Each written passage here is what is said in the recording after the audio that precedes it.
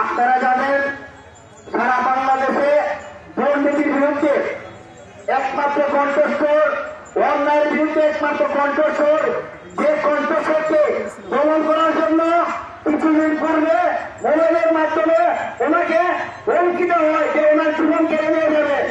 আজকে আপনারা বৈরী আবহাওয়া জোর তোমার অপেক্ষা করে সুরাজবাসী যে ভালোবাসা প্রমাণ করেছেন, আমার বিশ্বাস উপরে আমরা নিচে বাংলাদেশের মানুষ থাকতে ব্যারিস্টার সুমনের শরীরে এক পূজা রক্ত করবে না। আমরা ব্যারিস্টার সুমনকে বাঁচাবো, এটা আমরা বিশ্বাস করি। সম্মানিত উপস্থিতি, আপনারা জানেন এই ব্যারিস্টার সুমনকে আপনারা আজকে কেন বাড়াতে ব্যস্ত করা হচ্ছে?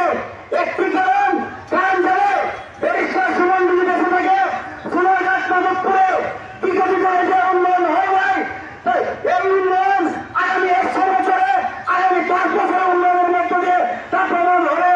শুধু তাই নয়, আপনারা দেখেছেন আমরা অনেক জায়গায় ছাত্র মুক্তিযুদ্ধ দেখি নাই, আন্দোলন দেখি নাই, শিক্ষা আন্দোলন দেখি নাই, অনেকে বঙ্গবন্ধুকে দেখি নাই, মৌলানা ভাসানীকে দেখি নাই, শেরে বাংলাকে ফজলুলকে দেখি নাই, কিন্তু একজন বঙ্গবন্ধুর আদর্শের প্রতিচ্ছবি ব্যারিস্টার সুমনকে দেখেছি। বিশ্বের ব্যাপারে তিনি অন্যায়ের বিরুদ্ধে কথা বলেছেন, শোষিত শাসিত নির্যাতিত মানুষের কথা তিনি কথা বলেছেন। সেই বঙ্গবন্ধুর প্রতিচ্ছবি হচ্ছে বাংলাদেশে ব্যারিস্টার সুমন। তিনি কথা এবং কাজে উনি প্রমাণ করেছেন। আর আমরা অনেকেই বঙ্গবন্ধুর আদর্শকে প্রতিপালন করে শুধু বক্তব্য মতো সীমাবদ্ধ রাখি, কর্মের মতো সীমাবদ্ধ রাখি না।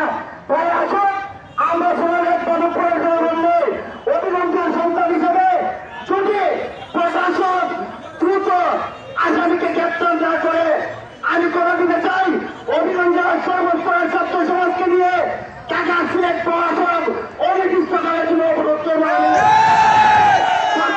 ছাত্রীকে একজন কর্মী হিসেবে এই কথাটা আমি আপনাদের সোনারঘাটবাসীকে আমি জানিয়ে বলে দিতে চাই। সবাইকে আরো ধন্যবাদ এবং কৃতজ্ঞতা জানিয়ে আমি আমার বক্তব্য এখানে শেষ করি। সবাই ভালো থাকুন। সোনারঘাট মাধবপুর আমাদের এই পর্যায়ে ব্যারিস্টার সুমন নামে পড়েছেন